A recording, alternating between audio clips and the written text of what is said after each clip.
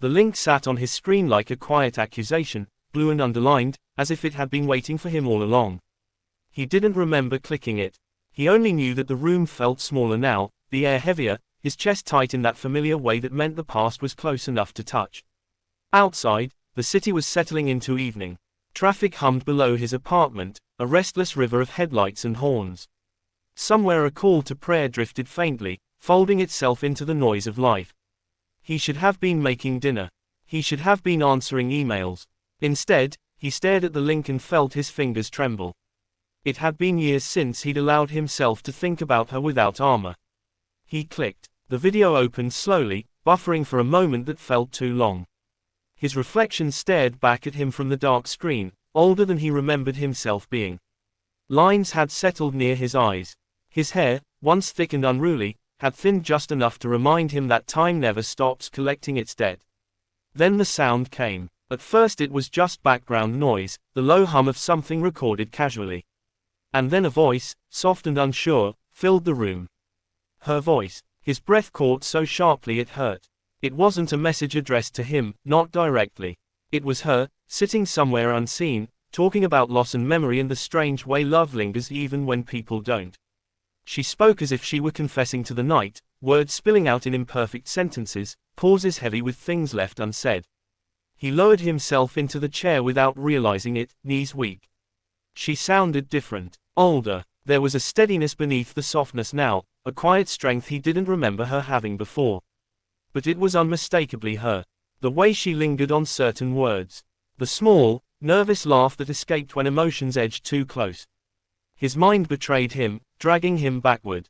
He saw her as she had been on the day they met, standing in the shade of a neem tree outside the university library, flipping through a notebook as if she were looking for something she'd lost. He remembered thinking she looked like she belonged to a different rhythm of life, slower, more deliberate. When she looked up and caught him staring, she didn't frown or look away. She smiled, tentative but warm, and something inside him shifted permanently. In the video, she spoke about a boy she once loved. She didn't name him. She didn't have to. He taught me what silence can do, she said, her voice barely above a whisper. How it can protect you, and how it can break you. His hands clenched together. He remembered the silence, the long days after their last argument, when pride and fear had conspired against honesty. He remembered typing messages and deleting them, convincing himself that time would soften things, that distance would make it easier. Distance had only sharpened the ache. On the screen, her eyes glistened. She looked directly into the camera then, and for a reckless moment he felt seen, as if she had reached across years and miles and found him sitting alone in his apartment. I don't know if he'll ever hear this, she continued. But if he does, I hope he knows I didn't leave because I stopped loving him. I left because I was afraid I was disappearing. The words landed like a blow. He pressed his palm against his chest, as if he could hold his heart still. That had been the truth he'd refused to see back then. He'd been so consumed with his own fears, his own expectations of who he needed to become, that he hadn't noticed how small she was making herself to fit into his life. The video ended without ceremony. No dramatic music, no polished outro. Just her exhaling softly and the screen going dark. He sat there long after it was over, the room lit only by the glow of the paused frame. His reflection merged with hers. His face superimposed on the ghost of her expression. That night, sleep came in fragments. Dreams stitched the past and present together cruelly. He dreamed of walking through the streets they used to wander, her hand slipping from his, no matter how tightly he held on. He woke before dawn with a dull ache behind his eyes and the certainty that something had shifted inside him. By morning, the decision had already been made, though fear tried its best to argue. He found her email address after a brief search. It stared back at him, ordinary and terrifying. His fingers hovered over the keyboard, heart racing. What could he possibly say after all this time? Sorry felt too small. I miss you felt selfish. He typed, erased, typed again. I saw your video, he finally wrote. I didn't know if I should reach out. But I couldn't stay silent anymore. He stared at the words, then added, I hope you're well.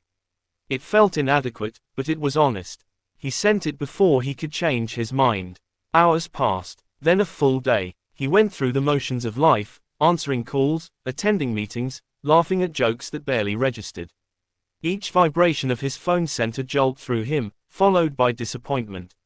Late that night, as rain began to tap against his window, his phone buzzed again. Her name appeared on the screen. His breath stalled. He opened the message. "I wondered if you'd ever see it," she wrote. "I wasn't sure I wanted you to."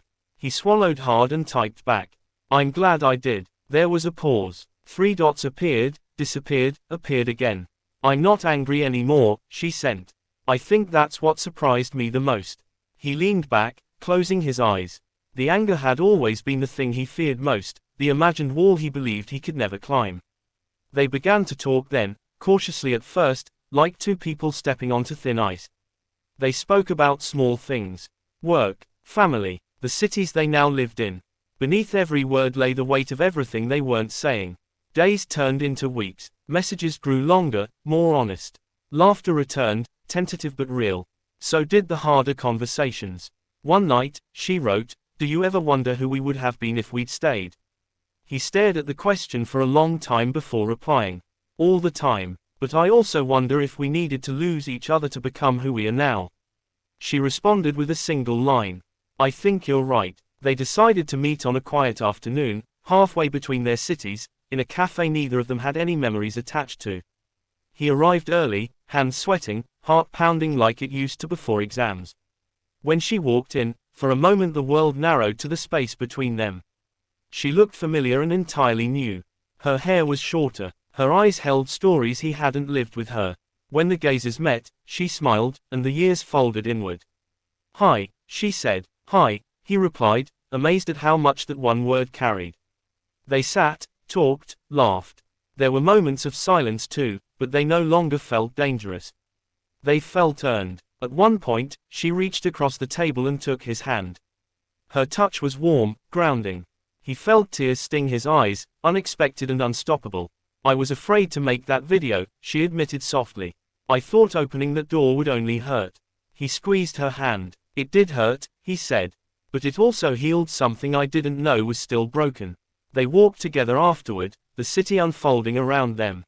They didn't make promises. They didn't rewrite the past. They spoke instead about who they were now, and who they were still becoming. As evening settled, they stood at a crossroads, the kind that felt both literal and symbolic. "I don't know what this means," she said. He smiled, gentle and honest.